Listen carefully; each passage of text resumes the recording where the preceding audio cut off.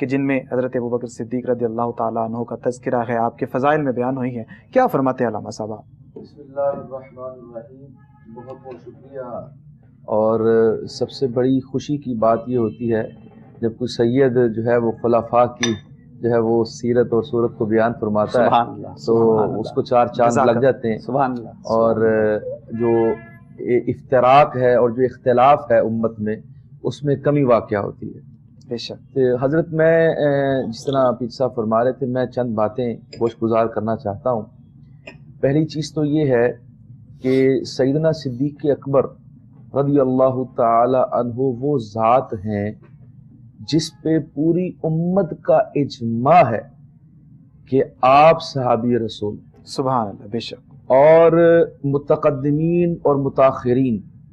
تمام تفاسیر کو اگر آپ کھنگالیں، چاہے وہ اہل سنت کی ہوں چاہے وہ اہل تشیع کی ہوں، یہ بات میں اس لیے کر رہا ہوں کہ جب ہم اس طرح کی کوئی بات کرتے ہیں تو اس سے اختلاف بڑھتا نہیں بلکہ کم ہوتا جی۔ تو اگر آپ المیزان فی تفسیر القرآن، یہ میں اہل تشیعوں کی بات کر رہا ہوں، تفسیر بیضاوی اٹھائیے اہل سنت کی، آپ تفسیر نمونہ اٹھائیں، آپ جو ہے وہ اس کے علاوہ تفسیر اثنا عشرہ اٹھائیے، ان تمام کے اندر آپ تفسیر مجمع البیان امام طبرسی کی بڑی ضخیم کتاب ہے، اصول کافی اٹھائیے، ان کی کتاب صافی اٹھائیں، ان تمام کے اندر یہ بات، اس بات پہ اتفاق اور اجماع، یہ بڑی میں اہم بات کر رہا ہوں جی، اس بات پر اجماع ہے کہ سرکار دو عالم صلی اللہ علیہ وسلم کی یہ صحابی، ان کا انکار کرنے والا شخص دائرہ اسلام سے خارج ہے۔ بے شک۔ اور وہ آیت ہے سورہ توبہ کی آیت نمبر 40، جس کے اندر اللہ تعالی نے سیدنا صدیق اکبر رضی اللہ تعالیٰ عنہ کو 5 صفات سے نوازا ہے، 5 ایسی جو اخلاق، آپ کی ایسی کوالٹیز بیان فرمائی ہیں جو کسی اور کو نہیں ملی۔ مثال کے طور پہ اللہ نے فرمایا ثانی اثنین اذ ہما فی الغار، تو ثانی اثنین یہ ایسا لقب ہے جو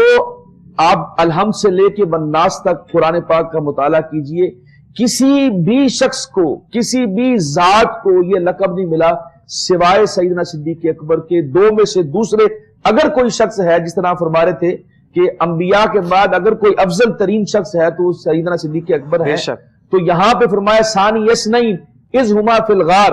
غار میں جو 2 تھے تو 2 میں سے دوسرا، تو یہ 2 میں سے جو دوسرا کہا یہ سیدنا صدیق اکبر رضی اللہ تعالیٰ عنہ کی صفت ہے، یہ ان کا وہ لقب ہے جو کسی اور صحابی کو، کسی بھی انسان کو یہ لقب اور کسی کے نصیب میں نہیں آیا سوائے سیدنا صدیق اکبر کے۔ اور پھر فرمایا اذ ہما فی الغار،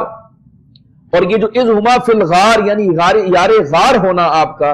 یہ بھی آپ کا ہی کمال ہے۔ اور تیسرے نمبر پہ فرمایا اذ یقول لصاحبہ،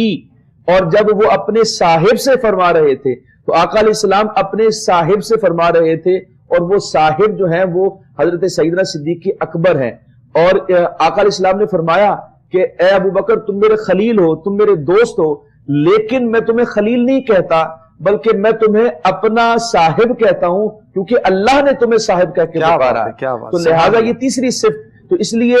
اس پہ اہل سنت کا، اہل تشیع کا تو معلوم ہوا ساری امت کا اس پر اجماع ہے۔ میں اس میں تھوڑی سی کلیریفائی کر دوں کہ جب اللہ تعالیٰ کسی آیت کے اندر کوئی شان نزول اتارتا ہے تو اس کی 4 قسمیں ہیں۔ ایک قسم وہ ہوتی ہے جو عمومی طور پہ اتار دیتا ہے کہ اس کے اندر بہت سارے لوگ، مثال کے طور پر اللہ فرماتا ہے اولئک هم المہتدون اولئک هم المفلحون، اس میں بے شمار صحابہ، بے شمار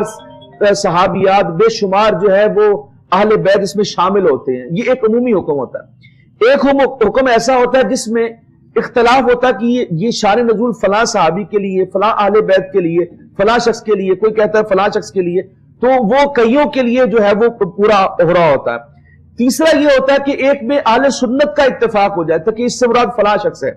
ایک وہ ہوتا ہے جس میں اہل تشیع کا اتفاق ہو جاتا ہے کہ اس سے مراد فلاں شخص ہے،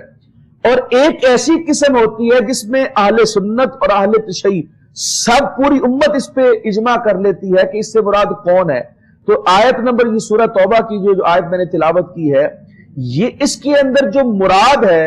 اس میں ساروں کا اجماع ہے، اور یہ بہت ریئر کیسز ہوتے ہیں، بڑے یونیک کیسز ہوتے ہیں جس میں ساری امت اس پہ اتفاق کرے کہ اس سے مراد سیدنا صدیق اکبر کی ذات ہے. تو لہٰذا یہ جو 4-5 شانیں اللہ تعالیٰ نے فرمائی اور سکینہ نازل فرمایا اور فرمایا لا تحزن ان اللہ معنا، اللہ ہمارے ساتھ ہے، یہ وہ خوبیاں جو اللہ تعالیٰ نے سیدنا صدیق اکبر کے لیے اتاری. تو ایک ہی آیت میں جیسے پیر صاحب فرما رہے تھے نا کہ 15 آیات ہیں، وہ بے شمار، اس سے زیادہ بھی کا قول بھی آیا ہے، لیکن خالصتاً اگر کوئی آیت آپ نے اللہ تعالیٰ نے اپنے حبیب کے اس حبیب کے لیے اتاری ہے تو وہ سورہ توبہ کی ہے. اور میں ایک اور بات اس میں عرض کرنا چاہوں کہ سورہ توبہ، ناظرین آپ کو بتانا چاہتا ہوں، سورہ توبہ نازل ہونے والی آخری سورت ہے.